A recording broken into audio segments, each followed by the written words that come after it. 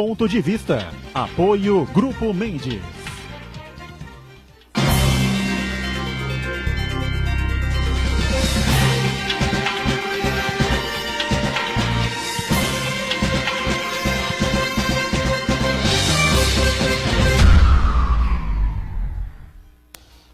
Olá, estamos começando aqui mais um Ponto de Vista, você sempre conferindo conosco, acompanhando com a gente, de segunda a sexta, neste horário do almoço, né, 1h30 da tarde, sempre a tradição do debate político e da discussão dos temas que são importantes, que fazem a pauta aqui da cidade, da região e também a gente discutindo com você os temas de interesse nacional. Lembrando sempre de segunda a sexta também, aqui na Santa Cecília TV, 8 da noite, não é? Ontem, excepcionalmente, entramos com a reprise depois do futebol e hoje voltamos ao normal, né?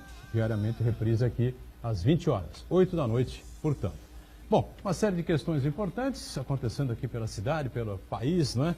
E que nos envolve a todos para a gente colocar em pauta e mostrar um caminho aí, qual é a saída, pelo menos uma das saídas, né, para a situação difícil que passa o país há tantos e tantos anos, né? Não só econômica, como área da educação também, enfim, não é? E tantos problemas que nós temos por aqui, não é?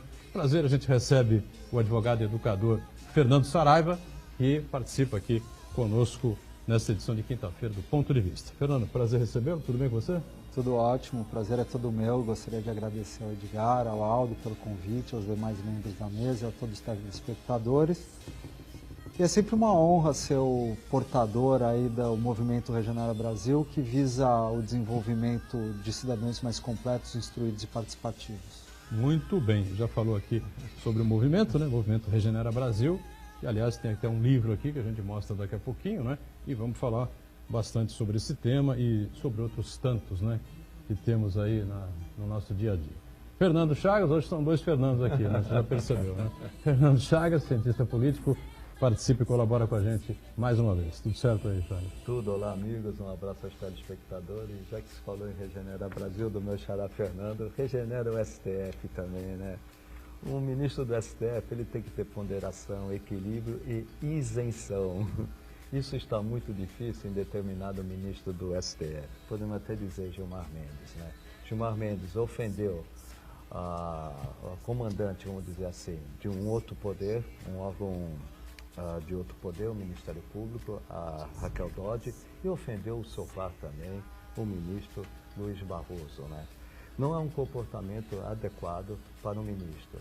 Para você garantir a credibilidade do judiciário e a confiança nos ministros, nos juízes do STF, você tem que ter um mínimo de sensatez. E parece que isso está faltando ao Gilmar Mendes, quando ofende a chefe do Ministério Público, a Raquel Dodge, e ofende também um parceiro, o ministro Luiz Barroso. A Raquel Dodge, curiosamente, e ainda bem, né? Ela assumiu com todo aquele mistério, né, a preferência do Michel Temer, e aquela história toda, o que ela vai fazer, né? Ela não digo radicalmente, né, mas tinha uma outra linha em relação ao Rodrigo Janot, que era o Procurador-Geral da República, extremamente polêmico, né, mas que serviu, sem dúvida nenhuma, para levantar uma série de pontos, uma série de situações aí, mas depois andou se atrapalhando aí durante a sua caminhada à frente da PGR, né? Não tinha muita dúvida com relação à atuação dela, me parece irretocável até o momento. Corajosa, não é? Correta aí nas decisões que vai tomando, nas imposições que faz, nos pedidos que faz junto ao STF, enfim, não é? E realmente, acho que não é uma grata surpresa para nenhum de nós, porque ela tem uma carreira, não é, que identifica isso. E a verdade é o seguinte, né? Não sei, 30 anos de procuradoria, talvez, 27 anos, 30 anos quase, né, de procuradoria. Quase 30 anos. Não ia jogar a carreira fora, sem dúvida nenhuma. Né? E a instituição, ela tem uma formação. Essa formação institucional determina o comportamento de seus membros. A Raquel Dodge, com disciplina, com coerência, com tranquilidade, sem se manifestar, ao contrário do Janot, no passado, que se manifestava muito na imprensa, ela tem atuado. É justamente esse comportamento que a gente exige de um membro do Ministério Público, de um chefe, de um delegado-geral da Polícia Federal. É discreto, né? Discreto, tem que ser, diferentemente do Gilmar Mendes. Não estamos discutindo aqui conhecimento do Gilmar Mendes jurídico. O conhecimento do Gilmar Mendes jurídico é irretocável. Porém, o comportamento está deixando a desejar por um STF. O STF ele tem que garantir, é um poder moderador, tem que garantir o equilíbrio dos poderes. E tal, ao contrário. Um colegiado ele tem que decidir como um grupo, como uma coletividade, como um colégio, e não individualmente. Fernando, e mais uma para o currículo, para acrescentar o currículo do Gilmar Mendes, foi que ontem à noite, literalmente na calada da noite, Gilmar Mendes teve um compromisso fora da agenda oficial de ambos, tanto do Gilmar Mendes como o presidente Michel Temer. Eles gostam disso. Né? E num momento delicado em que acaba de assumir a direção da Polícia Federal, um nome que o presidente Michel Temer tinha preterido, por considerar que é uma indicação da categoria, que teria muita independência no trato das investigações da Lava Jato, envolvendo inclusive o seu nome, preferiu colocar o outro, uma pessoa muito mais ligada a ele, indicação do ex-senador José Sarney, o Segovia, que todo mundo já percebeu a que veio, e já foi, passou um intervalo muito curto e já foi tarde. E que é Fernando também, né? Fernando Segovia. E agora, na calada da noite, teve uma conversa, vamos dizer assim, um pouco suspeita, né? Nesse momento tão delicado. Agora, o Michel Temer não aprende, né? Ele gosta das noitadas. A conversa deles deve ter sido assim, ó, o que vamos fazer? O bicho está pegando.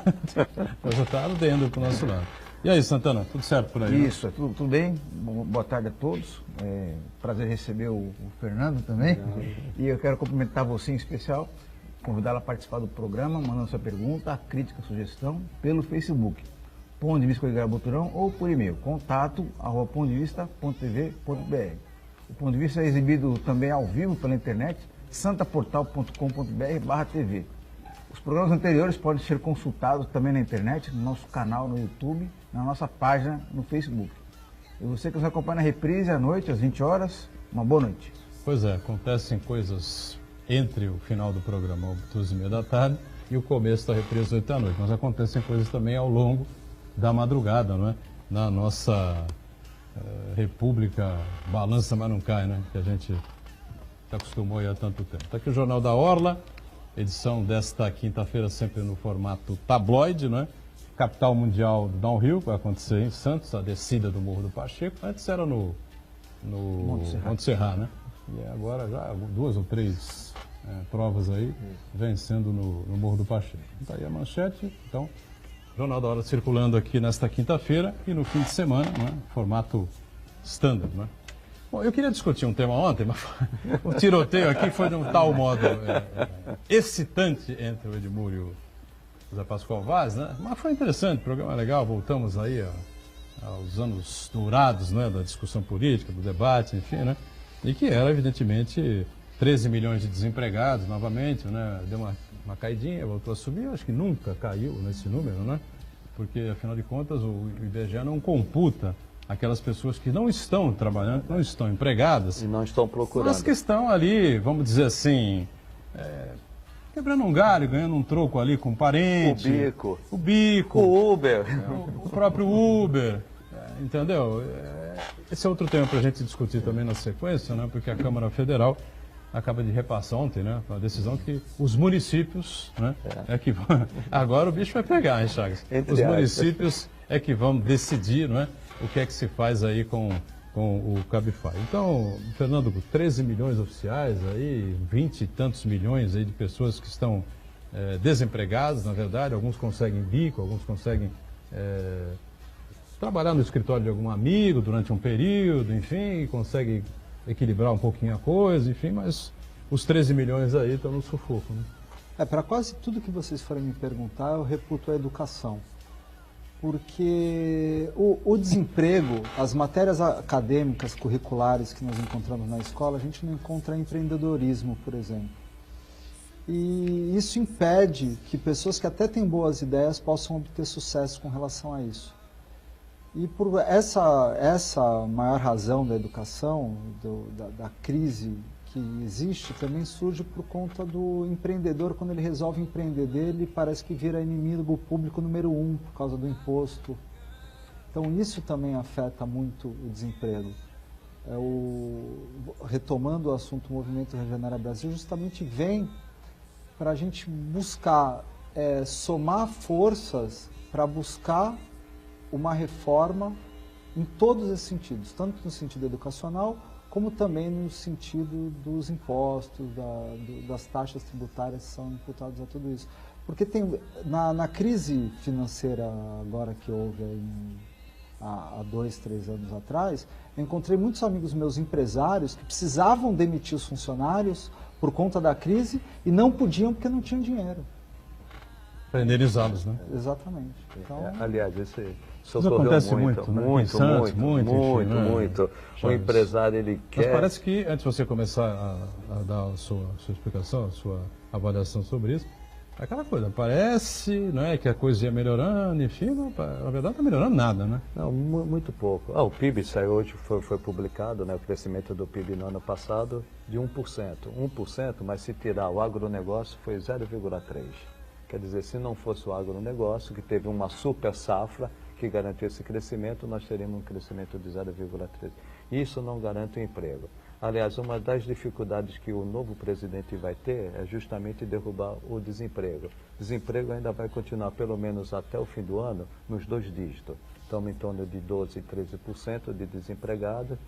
Vai continuar assim até o fim do ano e o grande desafio do próximo presidente, dentre outros, mas um grande desafio é recuperar o emprego. O emprego passa muito pelo que o Fernando falou, pelo que o Xará falou, né? A educação. Se é uma educação de qualidade... E nós não temos, né? Nós Pública não temos. Pública não temos. E mesmo às vezes a privada, ela dá apenas o formal. Não prepara até para o empreendedorismo. Não prepara. Para o empreendedorismo. Cada vez mais nós teremos o desemprego tecnológico, vem aí a inteligência artificial, que também vai substituir a mão de obra continuada, que sempre dependeu do ser humano, agora vem os robôs que vão fazer também muitas tarefas. Então, qual a saída? É educação e preparar a nova geração para a tecnologia e inovação. Porque às vezes o emprego não tem uma pessoa preparada para o emprego. Por quê, Fernando? Por falta da educação. Os parâmetros curriculares nacionais, né, que são criados pelo MEC, ele prepara o aluno para o vestibular, né, que é uma criação da ditadura militar. Então, 11% das pessoas que ingressam no ensino médio vão para o vestibular, ou seja, tudo que é ensinado nas escolas é dirigido para 11% dessas pessoas que vão prestar o vestibular. E mesmo assim, esses 11% de alunos só vão usar esse conhecimento uma vez. Qual foi a última vez que você usou raiz quadrada para resolver algum problema pessoal? No vestibular. No vestibular, né? Não usa nunca mais. Então, os parâmetros curriculares nacionais, a meu ver, é um mecanismo de alienação do cidadão, porque é muito mais importante ele aprender direito, ele aprender sobre mercado financeiro, ele aprender sobre empreendedorismo, ele aprender uma série de coisas que formam cidadãos para estarem preparados para a vida em sociedade. Em contrapartida, eles aprendem qual é a fórmula de reprodução dos plateontes. Tabela periódica. Biologia, tabela periódica na química, enfim, claro, né? É a coisa do vestibular. Mas é que tá. O Brasil partiu para um caminho, né, em que você tem universidades espalhadas, né, por todo o país, muitas delas sem a mínima estrutura. Universidades, vamos falar faculdades, né? Universidades você tem algumas aqui. Santos tem algumas, a Unisanta, tem a Unisantos, tem a Unimes, né? A própria Unimonte, enfim, que são universidades estruturadas com história, né, com currículo, essa coisa toda. Faculdades espalhadas aí pelo país afora, a gente não sabe nem de que origem tem, de onde vêm os professores, essa coisa toda, que são meros formadores, né, de alunos, entregadores de diploma. Mas o que a gente acabou discutindo rapidamente aqui ontem, numa das colocações do Pascoal. O Brasil tem metade ou quase metade das faculdades de direito do mundo, do total das faculdades de direito do mundo. Que lógica tem isso? Que cabimento tem isso? Em compensação, o ensino técnico, né, foi quase que descartado, né? Voltou agora aí, vocês têm alguns investimentos aí de Estado, da própria União, enfim, mas houve um corte brusco aí durante bastante tempo, ou seja, um equívoco muito grande, né? O direito, na verdade, a faculdade de direito é a faculdade que mais se aproxima disso que eu estou te dizendo, que é a preparação do cidadão para a sociedade. A sociedade, ela quando não está preparada para conviver dentro dos parâmetros da lei, melhor explicando, uma partida de futebol. Você vai jogar futebol, você tem que saber as regras do jogo. E quando você vive em sociedade, você precisa também saber quais são as regras da sociedade. E quem te prepara para isso? A Faculdade de Direito. Só a Faculdade de Direito. O artigo 3º da Lei de Introdução às Normas do Direito Brasileiro diz que ninguém escusa-se de cumprir a lei alegando desconhecimento. Ou seja, todo mundo aqui nessa mesa, todos os telespectadores, todos os brasileiros são obrigados a cumprir a lei, porque depois não pode falar que não pode saber, porque o artigo 3º diz isso. Agora, como é que a pessoa vai aprender direito? Ela vai chegar e vai acordar uma bela manhã e vai comprar uma Constituição Federal e vai começar a ler? Não vai aprender nada, não vai entender absolutamente nada. A linguagem usada pelo legislador é para deixar o cidadão comum à margem do conhecimento. Então, o direito tem que ser obrigatório nas escolas, porque as pessoas que vão para o direito, muitas delas é por interesse pessoal, não é nem por interesse de carreira. Quando eu fiz faculdade de Direito, tinham muitos colegas meus que iam para fazer a faculdade, mas eles queriam manter a profissão deles. Mas, na verdade, eles só queriam aprender as regras do jogo.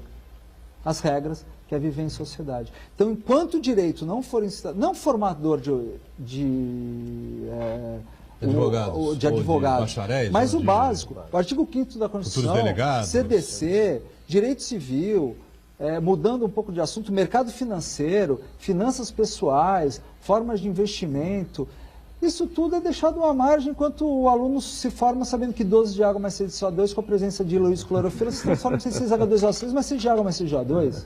É a fórmula da fotossíntese que só serve para fazer vocês rirem. Decorou a fotossíntese? Eu tive um professor muito bom de biologia que me fez ocupar espaço precioso do meu cérebro com essa fórmula. Mas tem uma coisa interessante também, viu, Saraiva? Eu concordo em boa parte que você falou de que a estrutura curricular do ensino no Brasil está preparando o aluno apenas para passar no vestibular.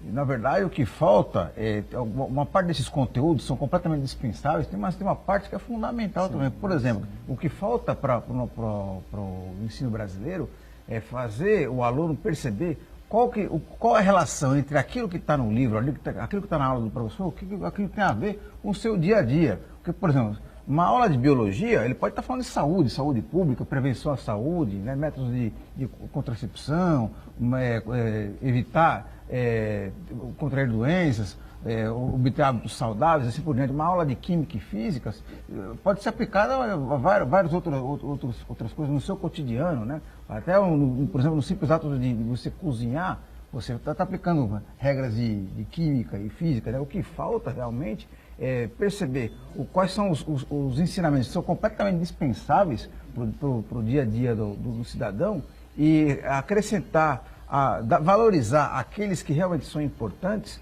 e fazer aquilo ter algum sentido na cabeça do aluno, do cidadão. E outra coisa, um problema muito sério do sistema de ensino brasileiro é essa verticalidade, vamos dizer assim, do processo, né? Que é o professor, que é o detentor do conhecimento e passa de cima para baixo para o educando, né? Quando, na verdade, ele tem que ser o facilitador, ele tem que mostrar o caminho das pedras, né? Mostrar como o aluno vai buscar o seu próprio conhecimento, né? Usar a educação, o processo de ensino-aprendizagem como uma ferramenta, não com apenas essa relação sem volta, né? Em cima disso também tem outra questão, né?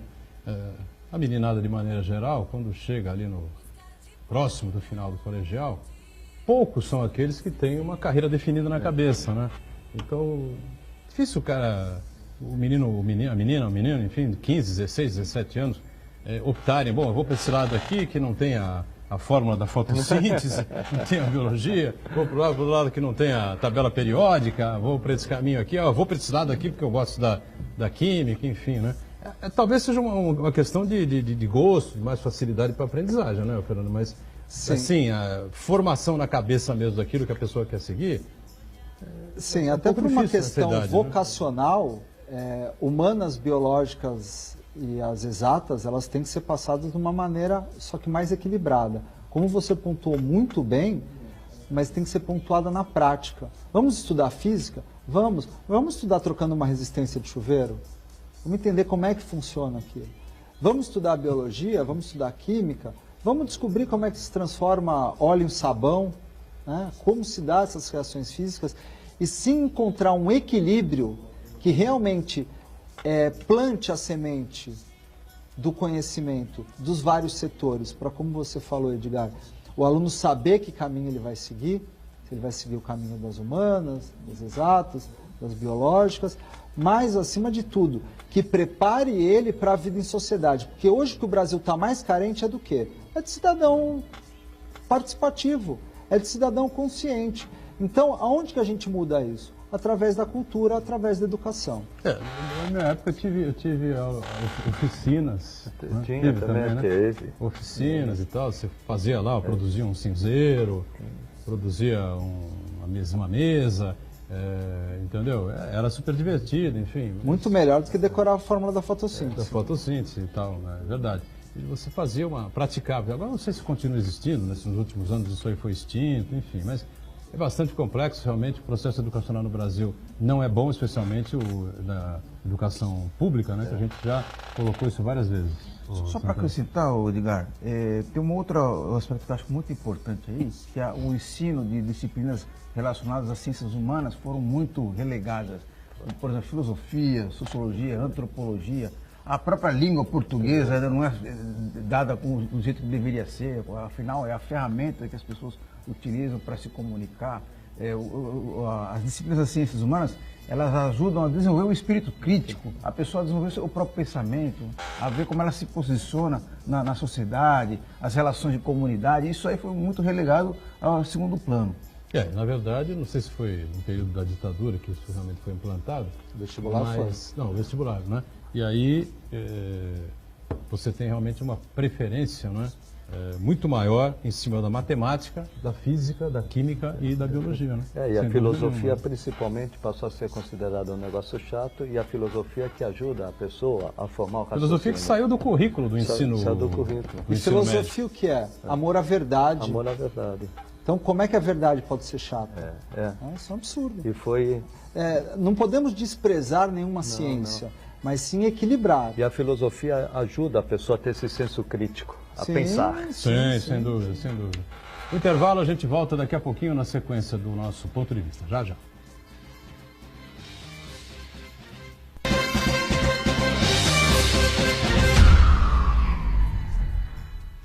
Existe um lugar em Santos onde você encontra os empreendimentos mais fascinantes da região. Um lugar amplo, aconchegante, feito para oferecer o melhor atendimento para você. Um lugar que reúne as melhores opções residenciais e comerciais nos bairros mais nobres de Santos. Um lugar que a gente nem precisava dizer, porque você já sabe. Central de Vendas Grupo Mendes, Rua Guaiaó 55, Aparecida. Venha fechar um bom negócio para abrir as portas do seu novo lugar. Você já pensou em fazer o tão sonhado curso superior com uma mensalidade que cabe no seu bolso, estudando em casa e na hora que desejar? Todos os cursos de ensino à distância da Unisanta receberam excelentes conceitos do MEC. Invista em sua formação profissional. Aproveite, matricule-se já e ganhe descontos. www.unisanta.br/EAD. Informações 3202-7199.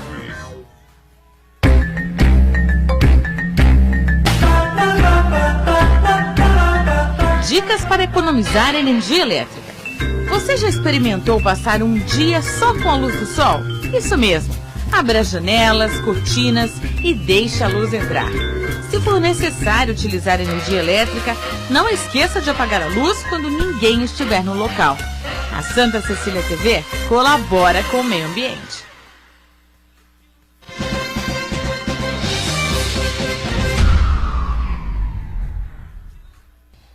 Muito bem, sequência aqui do nosso ponto de vista. O Fernando Saraiva está conosco, advogado e educador, Chagas, também o nosso Marcos Santana, não é?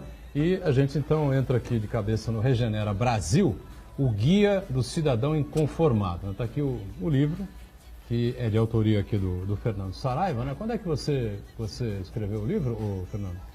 Bom, o livro, eu comecei a escrever esse livro há 10 anos atrás, quando eu comecei a fazer as pesquisas para desenvolver o projeto Regenera Brasil voltado à educação. Eu fui fazer faculdade de pedagogia, depois de ter feito direito, justamente para implantar esses assuntos que eu acho de suma importância para a formação de cidadãos e que a gente não conta com esse tipo de assunto nas escolas. O lançamento desse livro foi agora no dia 21 de outubro, na Livraria Realejo, lá no Gonzaga. E as críticas que eu estou recebendo desse livro, as consequências desse livro é que estão sendo maravilhosas. Escutar de um desembargador, escutar de um médico, escutar de um grande empresário aqui da região, que esse livro deveria ser lido por todos os brasileiros, realmente me anima muito para dar continuidade a esse trabalho, que inclusive virou curso de extensão universitária aqui na casa. Você vai ter um curso aqui em Santa, né? Sim, a partir agora do dia 13 de março, as matrículas ainda estão abertas, vai ter o curso de desenvolvimento pessoal em cidadania, um curso de extensão universitária a nível de pós-graduação. Estão todos convidados a fazer, porque eu vejo que a melhor forma de protesto é aprender o que os governantes não querem que a gente saiba. Então, se a gente não for atrás de conhecimentos que possibilitem a mudança do nosso país, a gente vai continuar reclamando do boteco ou do sofá e nada vai mudar. Fernando, o Regenera Brasil, ele toca no quê? Política, economia, ética, moral, questões sociais, enfim. Qual o objeto do livro? O objeto do livro são todos esses. Na verdade, eu abordo a política suprapartidária, o Movimento Regenera Brasil é suprapartidário. Eu vejo os partidos políticos como um limitador na prática da política, porque eu como prefeito, eu posso vir com uma ideia genial que vai resolver todos os problemas do município, mas claro que o vereador da oposição vai falar que minha ideia não presta.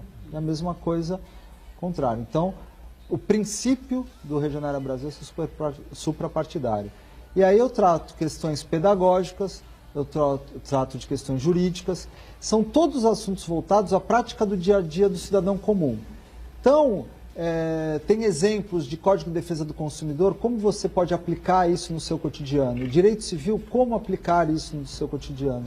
Todas as ferramentas e mecanismos que todos os cidadãos deveriam empregar para nós fazermos efetivamente a nossa parte na mudança do Brasil que todos nós queremos.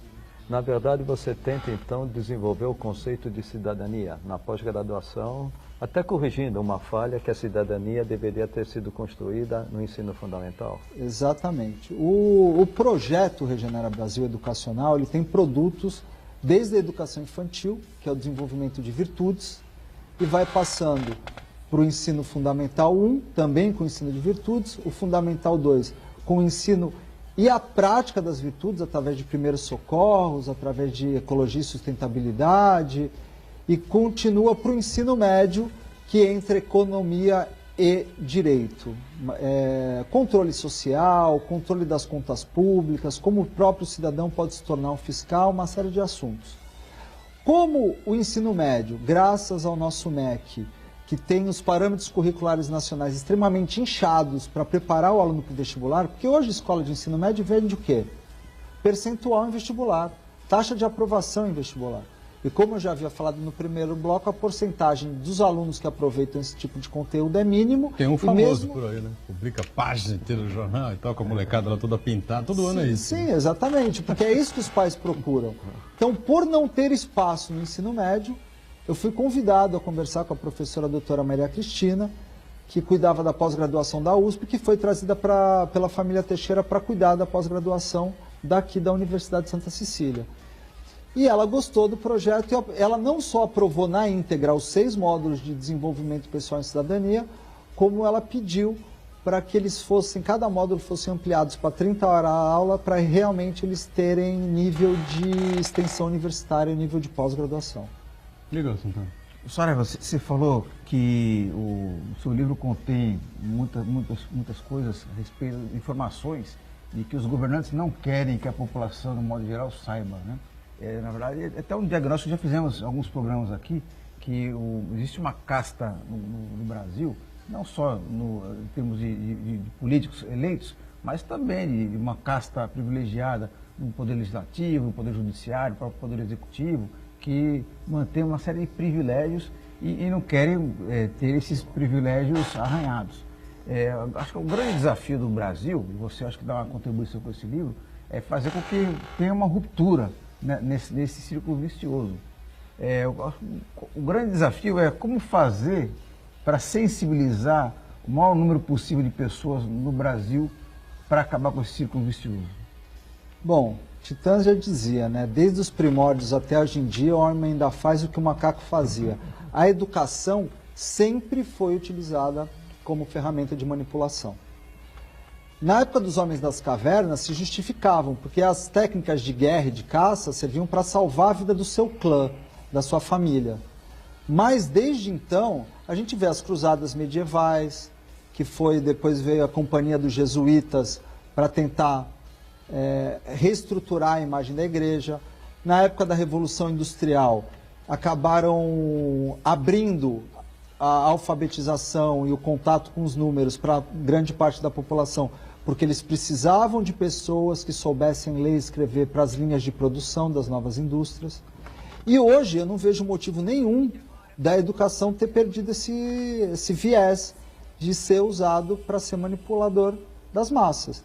É o que a gente já havia falado. Enche a cabeça do jovem que está cheio de fôlego, está cheio de esperança, está cheio de força e vontade de mudar o país, e enche a cabeça do coitado com inequação de terceiro grau com logaritmando. E como fazer para captar a maior parte das pessoas nisso? É através do livro, é através dessas oportunidades de ouro que vocês estão me dando para estar falando sobre o projeto, através das redes sociais. Eu preciso atrair não pela promoção, mas pela atração.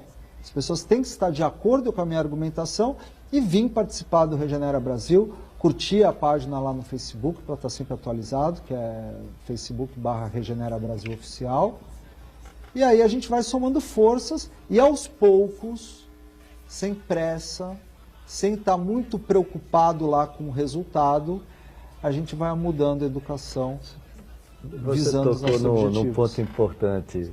A educação serve até para direcionar o pensamento político de um aluno. Há uma discussão imensa hoje. A escola, a universidade, tocando mais no ponto, a universidade sem partido, a universidade sem ideologia. Há alguns que criticam. Não é possível você fazer uma universidade sem ideologia. Outros dizem, você tem que ensinar sem ideologia. Há hoje essa briga muito forte entre os acadêmicos. Se você pegar na própria USP, há essa divisão. Uns entendem que os professores, em vez de dar matérias... História, por exemplo. História. Eles dão o quê? Eles dão, na realidade, ideologia. Outros dizem que não, nós estamos dando história, contando como ela foi. Não está contando como ela foi, você está dando a sua visão. O Felipe Pondé falava isso hoje na Rádio Bandeirantes pela manhã, eu estava acompanhando, né? Filósofo respeitável. Alguns dizem que tem um viés mais à direita, porque ele é um crítico do PT, enfim, essa coisa toda. Eu não considero, acho um homem inteligente, preparado, né? E tem uma cabeça muito aberta, né? E ele falava sobre isso, né? Que hoje já ocorre, né, nas principais faculdades do país, enfim, né? E os professores alinhados à esquerda, quase que 70%, 80%, disse ele, né? Que vendem aos alunos o golpe de 2015 ou 2016 que a Dilma perdeu o mandato? 15, né? O golpe em que 16. Nós estamos em 18. Agosto de 16, foi isso? Nós estamos em 18 já. Teria um golpe, teria sido um golpe contra a Dilma, por exemplo. E a gente sabe que legalmente, né, o processo foi cumprido rigorosamente, formalmente, né, todos os seus itens, o caminho foi corretamente percorrido, embora eu acho que o Temer tinha que ter saído junto, né? Eu falei isso 1 milhão de vezes, o Chagas é testemunha disso, tem que sair junto porque não vai virar nada isso aqui. E está aí o Brasil que a gente acompanha agora, né? Então, essa colocação do Chagas eu estou emendando aqui com essa colocação do Pondé, falando exatamente na questão de ideologia, né? Sim, a ideologia cada um tem a sua, na verdade. Eu não me permito me definir, porque eu acho que definição acaba me limitando. Eu acho que a metafísica também fala um pouco sobre isso, que nós não podemos nos limitar. Eu sou de direita, sou de esquerda, sou de centro. Na verdade, o ser humano ele tem que se adequar de acordo com o que é melhor para determinada sociedade em determinado período de tempo. Às vezes o socialismo ideológico possa funcionar para algumas pessoas e para outras não. O grande problema é o educador tentar imputar os seus pontos de vista, impor seus pontos de vista aos educandos. Como foi falado aí, eu não vejo o professor como uma pessoa que esteja acima, está só transmitindo conhecimentos a um vaso raso. Eu vejo o educador como uma pessoa responsável a fazer que o aluno pense por ele próprio. Trazer os fatos isentos de qualquer juízo de valor, para que o próprio aluno possa seguir o caminho dele, que seja de direita, de esquerda, de centro, que não se defina, que migre por todos esses, porque a sociedade ela é muito complexa. O ser humano ele é muito complexo. Não dá para dizer que eu serei de esquerda o resto da minha vida ou de direita o resto da minha vida, porque as pessoas inteligentes, elas mudam constantemente de opinião. Pessoas intransigentes é que sustentam seu ponto de vista acima de qualquer suspeita, acima de qualquer outros fatos. Até porque o dia a dia, a vida é uma coisa dinâmica, né? Isso gera um orgulho extremamente perigoso, né? Eu bater no peito e falar assim, não, eu sou o dono da razão, isso está certo e isso está errado, sem analisar os fatos a fundo, isso que acaba se transformando o quê? No holocausto, isso acaba acontecendo o quê? Nas violências, nas manifestações, em brigas de torcida, isso tudo é por conta do quê? Do orgulho que as pessoas não conseguem se enxergar como um ser humano mutável, um ser humano pensante. Agora, Fernando, no meio de tudo isso, né, existe a nossa realidade nua e crua do dia a dia que estamos vivendo, a situação extremamente difícil da economia do país, a enorme dificuldade das pessoas se colocarem, uma faixa aí de brasileiros que tem uma dificuldade enorme, 17, 18, 19, 20 anos, até os 25, 27 anos de idade, de se colocar no mercado de trabalho, né, uma dificuldade muito grande para isso. E estamos aí vivendo uma violência inimaginável, né? Praticamente de norte a sul, de leste a oeste, e o governo cria o Ministério da Segurança. Acho que não é da Segurança Pública, é o Ministério da Segurança. Da né? Segurança. Ministério da Segurança, coloca lá o Raul Jungmann, enfim. Aliás, o que o Raul Jungmann ganha de mídia nos últimos tempos me deixa já com um elefante atrás da orelha. Dá para ser candidato? Não sei, sabe? É só ver o olhinho dele brilhando, né? O olhinho dele está brilhando nas entrevistas. Mas o pior né? é o seguinte, viu? Ele vai bem, viu? Vai bem. Ele toma posições firmes e é um cara que é bom de mídia, eu não sei. O Bolsonaro, A primeira medida foi bem simpática, né? Que foi trocar o diretor da polícia. E o Bolsonaro não está gostando. Não nada. E aí o Exército vai para a rua, no Rio de Janeiro, enfim, pode ir para a rua no Espírito Santo, pode ir para o Ceará, pode ir para o Rio Grande do Norte, a gente não sabe direito o que vai acontecer. Existe um momento aqui para ser combatido. E o Regenera Brasil é uma semente, né, que está sendo plantada para um país a futuro. É isso? Bom, eu uma nunca coisa uma coisa, vi... outra coisa outra coisa. É isso que eu estou perguntando. Sim, eu nunca vi apagarem fogo com gasolina. Ao meu ver, a violência sempre vai gerar mais violência, enquanto não houver na educação de base a transmissão de virtudes. Eu nem falo de valores, porque valores cabe a inversão, valores cabe uma série de coisas. Há uma discussão na educação muito grande de quem é a responsabilidade de transmitir valores. Se é da família ou é da escola? Da família, na minha visão. Daí então vou te fazer uma outra pergunta. Quando você precisa de dinheiro, você pede para o morador de rua ou para o banco? Claro que para o banco. Claro. Será que cobrar de muitas famílias a transmissão de valores não é a mesma coisa do que pedir dinheiro para morador de rua? Será que eles têm para transmitir? Será que não é o momento da gente colocar esse encargo na escola, não valores, mas o conhecimento das virtudes, de como elas devem ser praticadas? A gente estava falando de história aqui, né? Falou sobre matéria de história. Veja bem, na história ensinam a vida de Alexandre o Grande, mas não ensinam a vida de Gandhi. O maior protestante, o maior dominador das técnicas da não violência, que conseguiu a independência da Índia com técnicas não violentas. Como é que isso não é ensinado nas escolas? Então, claro, se vier o Batman, o Robin, as Tartaruga Ninja, quem vier para nos defender, claro que é super bem-vindo.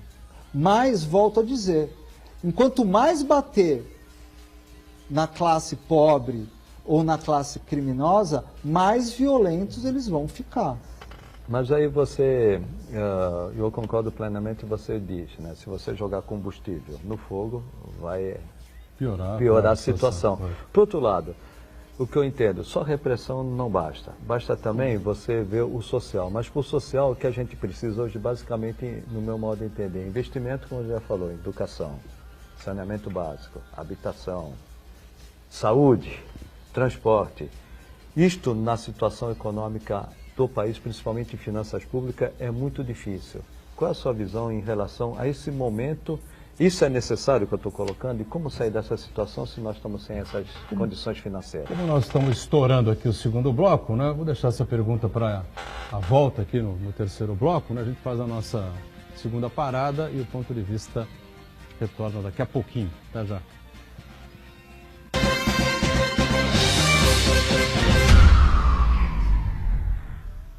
Existe um lugar em Santos onde você encontra os empreendimentos mais fascinantes da região. Um lugar amplo, aconchegante, feito para oferecer o melhor atendimento para você. Um lugar que reúne as melhores opções residenciais e comerciais nos bairros mais nobres de Santos. Um lugar que a gente nem precisava dizer, porque você já sabe. Central de Vendas Grupo Mendes, Rua Guaiaó 55, Aparecida. Venha fechar um bom negócio para abrir as portas do seu novo lugar. A sua música.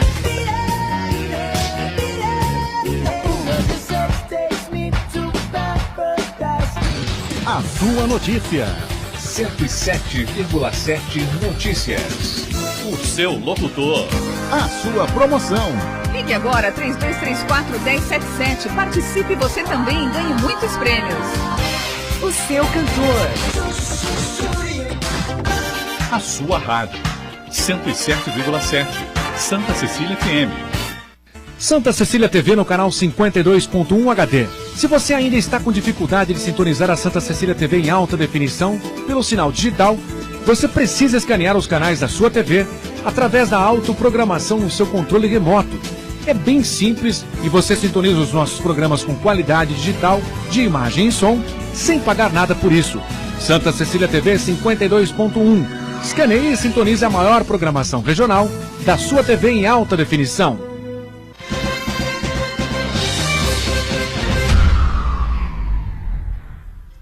Já aí na conta. Sequência aqui do nosso ponto de vista, então eu peço ao Fernando Chagas que refaça aí o questionamento que ficou do finalzinho do bloco anterior, para o Xará, né, o Fernando Saraiva, poder avaliar e responder, a gente deixar questionamento aqui para a mesa também, enfim, Chagas. Xará, polícia na rua, exército na rua, para imediatamente resolver o problema. Isso resolve a longo prazo ou nós vamos ter que tratar do social?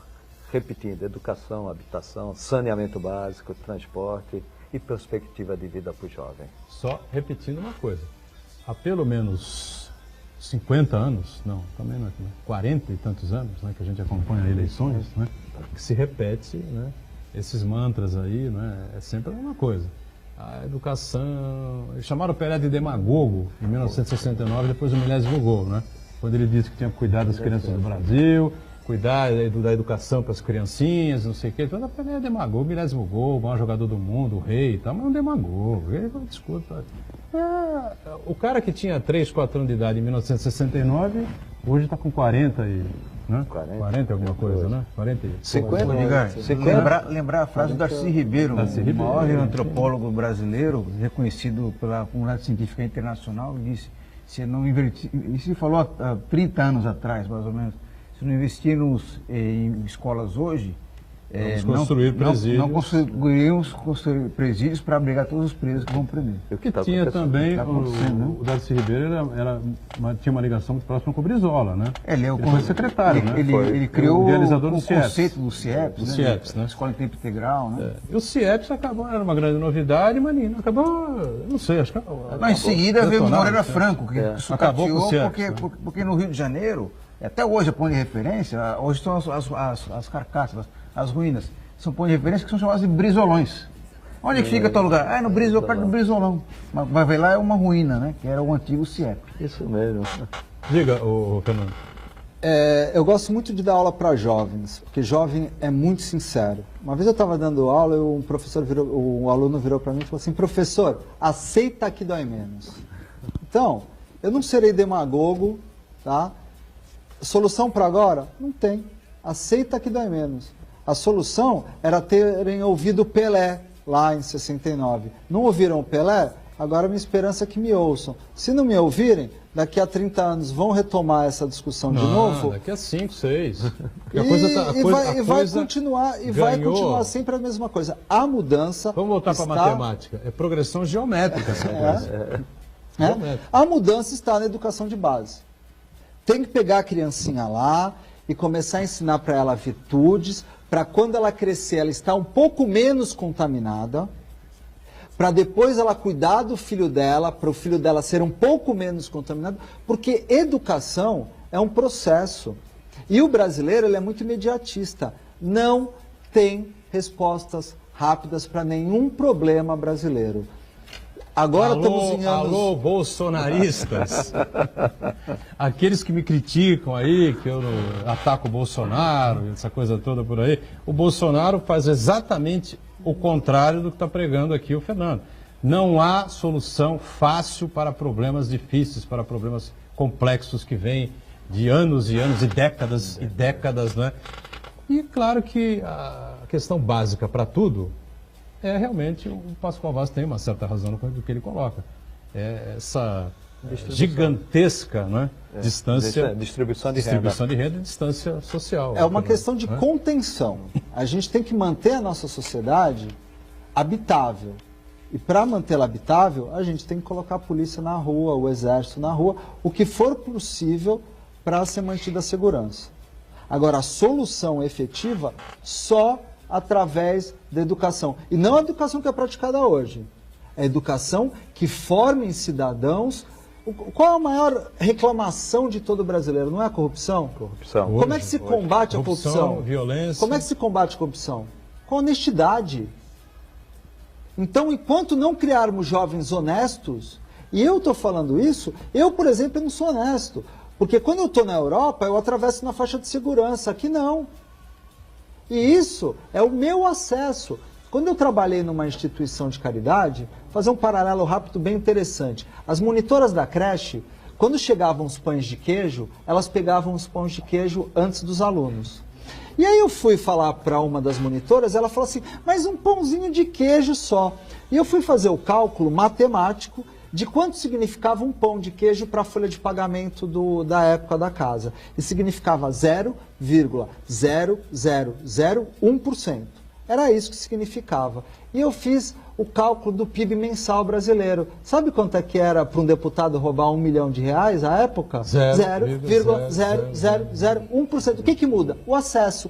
A monitora de creche tem acesso ao pão de queijo? Ela metia a mão no pão de queijo. O deputado tem acesso ao 1 milhão, ele mete a mão no 1 milhão. Vide a pesquisa da Folha de São Paulo em 2005 para 2006, quando estourou o mensalão, né, que você tinha mais de 70% dos brasileiros contra aquela prática, porém, assumindo que se tivessem oportunidade, provavelmente fariam o que era feito. Diga, Santana.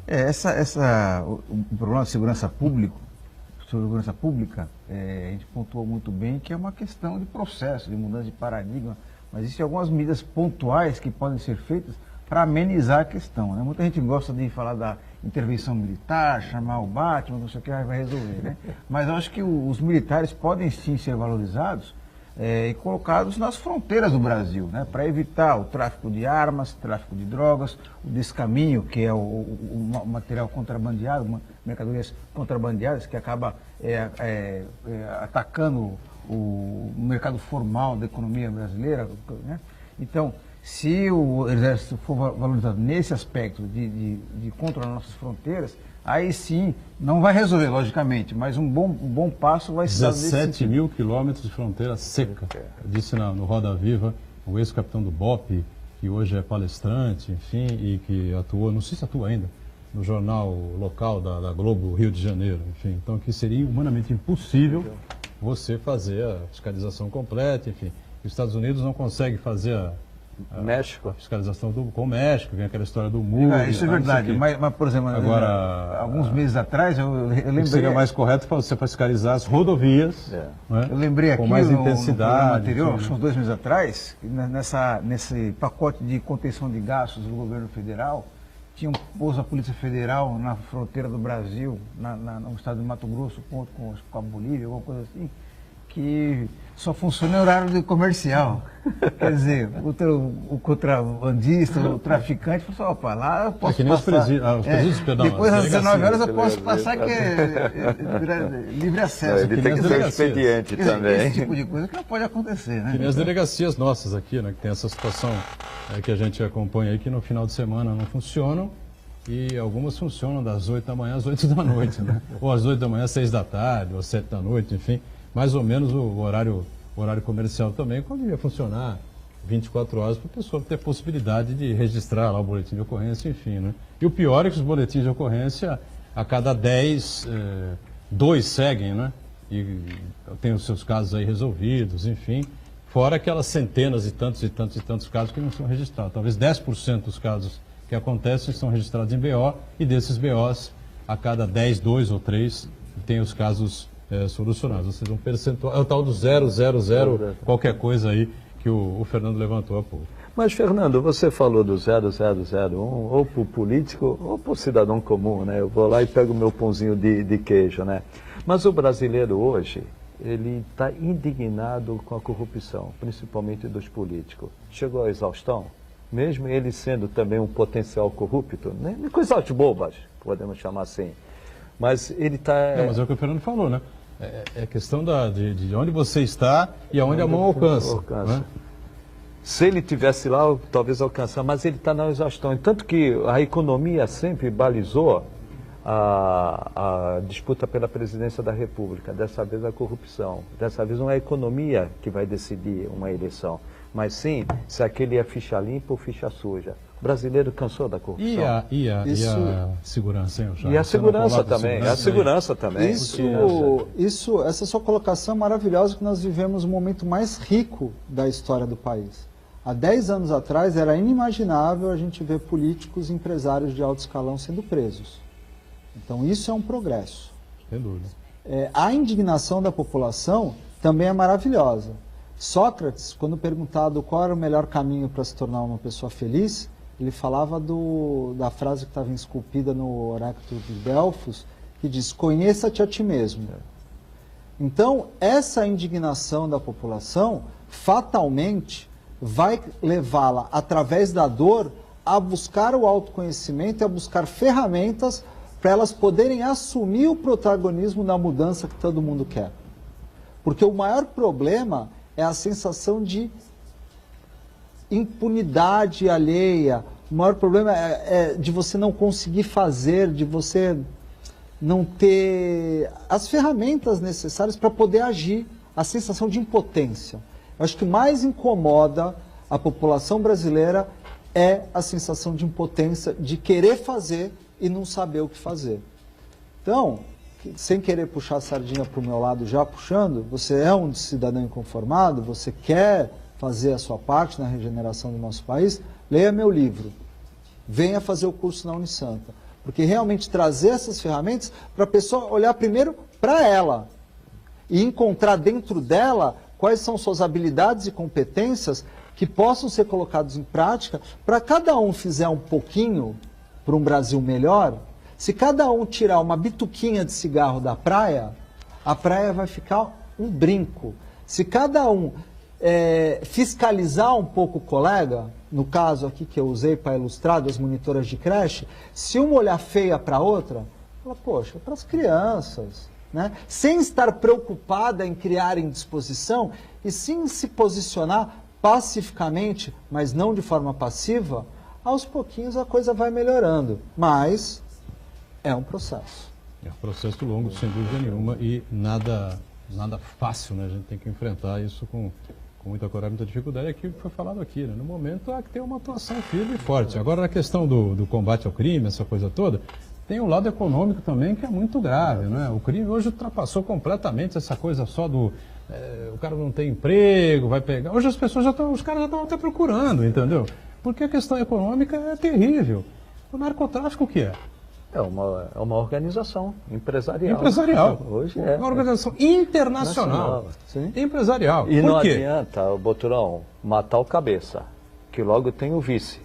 É uma organização realmente. Isso, uma hierarquia, né? Uma hierarquia, não, é uma empresa. Definida, enfim, empresarialmente, claro. E altamente rentável. Altamente rentável. Por quê? Porque o consumidor está aí. Né? O jovem, não sei se o Fernando concorda, o jovem ele não tem perspectiva nenhuma. Principalmente aquele que mora na periferia. É aquele que tem pele negra. Ele tem dificuldades. Ele vê a facilidade ali, ele vai ganhar ali no tráfico de drogas ou na venda de drogas, o que ele não tem oportunidade de ganhar estudando, trabalhando e assim por diante. E são poucos que têm a oportunidade de se tornar o Neymar, que também tem um sonho, né? O sonho de ser pagodeiro, o sonho de ser um jogador de futebol, ele tem esse sonho. E quem não tem esse sonho, não tem esperança também num emprego formal, ele vai para o narcotráfico. O futebol é um grande colchão social ainda no Brasil, né? Não fosse o futebol, nós teríamos uma criminalidade ainda, uma procura pelo crime ainda muito mais mas o percentual de jovens que se tornam efetivamente autossuficientes pela bola, pelo futebol, é muito baixo. Mínimo. Na verdade, é a esperança. É a esperança. A falta de esperança, a falta de empoderamento do jovem é que causa realmente ele embrenhar para os caminhos escusos, os caminhos da droga, da criminalidade. Foi feita uma pesquisa pela Folha de São Paulo, perguntando de quem era a responsabilidade pela mudança do Brasil. 73% dos jovens falaram que a responsabilidade era dos governantes. E apenas 4% assumiram essa responsabilidade. Por que isso? Porque não tem a menor esperança, então quer imputar nos outros. De quem é a responsabilidade de mudar? É do Edgar Boturão, o problema é dele. Ele tem programa de televisão, mas, gente, e eu? Dentro do meu... E eu? O que eu posso fazer dentro do meu tamanho? O que a gente pode fazer com relação a isso? É isso que o jovem não consegue enxergar. Você vê, essas grandes organizações criminosas são governadas e lideradas por quem? Por crianças que estavam vítimas da violência, só que são extremamente inteligentes, capacitadas, empreendedoras, e é isso que é um Fernandinho Beiramar. É o fruto de uma genialidade dentro. Não dá para falar que o Marcola, que o Fernandinho Beiramar não são pessoas que, se colocadas à frente de grandes empresas, fariam essas empresas baterem todos os recordes. Por falar em organização criminosa, participação do Carlos Alberto de Souza, ele pergunta, como educar nossos jovens, pois estamos comandados, segundo a Lava Jato, por uma organização criminosa e que eles legislam em causa própria pelos seus interesses. Sim, aí fala do Congresso, do governo federal, da classe política de maneira geral. Com a base que eu imputo com as virtudes. Enquanto as pessoas não conhecerem o significado de todas as virtudes, enquanto elas não conhecerem quais são os benefícios de desenvolver essas virtudes para a vida pessoal, enquanto elas não verem as benesses que são a prática dessas virtudes, inclusive, a gente estava falando aqui sobre drogas, o álcool e a droga, ela é utilizada como anestésico da consciência. Enquanto menos você pratica o que é certo, enquanto menos você faz o que você deveria fazer, maior sua dor de consciência e maior o uso desses tipos de subterfúgios para você não encarar a sua própria realidade. Então, a educação dos jovens tem que ser feita através das virtudes, mas não qualquer virtude. Mostrar para os jovens quais são os benefícios de ser uma pessoa virtuosa, inclusive de empregabilidade. pessoas extremamente educadas, pessoas que sabem trabalhar em sociedade, em grupo, elas têm empregabilidade alta. Essas pessoas muito bem preparadas virtuosamente, elas não sofrem problema com desemprego, porque elas sempre vão encontrar alguém que estejam dispostas a abrir a porta para elas, seja pela competência, seja por caridade. Ninguém quer gente que não tem virtude perto dela. Muito bom. Bom, em cima da hora, fechando aqui mais um ponto de vista, um tema bastante interessante. Claro que um processo se inicia aqui, o Regenera Brasil, o Guia do Cidadão Inconformado, né? Encontra-se em todas as livrarias, Saraiva? Sim, sim. Ela está em todas as livrarias, em especial a Realejo, aqui de Santos. Eu gostaria de fazer um encerramento aqui com um convite especial, que agora no dia 6, terça-feira, no bloco D, quarto andar, aqui na Unisantos, do número 266, vai ter uma palestra gratuita e aberta ao público, que eu vou falar do livro e vou falar também do curso de extensão universitária. Dia 6? Terça-feira agora, às 18 horas. 18 horas aqui na Unisantos. Aqui na Unisantos. Legal. Parabéns, então, pela iniciativa. Sucesso a você. Até uma outra com a gente. Obrigado, viu? Obrigado, Edgar. Foi um grande prazer. Obrigado a todos. Obrigado ao Fernando Saraiva. O Fernando Chagas está sempre participando com a gente aqui, colaborando conosco. O Santana, claro, todo dia com a gente aqui, acompanhando as redes sociais. E nós juntos, de segunda a sexta, o programa ao vivo, 1h30 da tarde, com a nossa reprise às 20 horas, 8 da noite. Obrigado, gente. Tchau.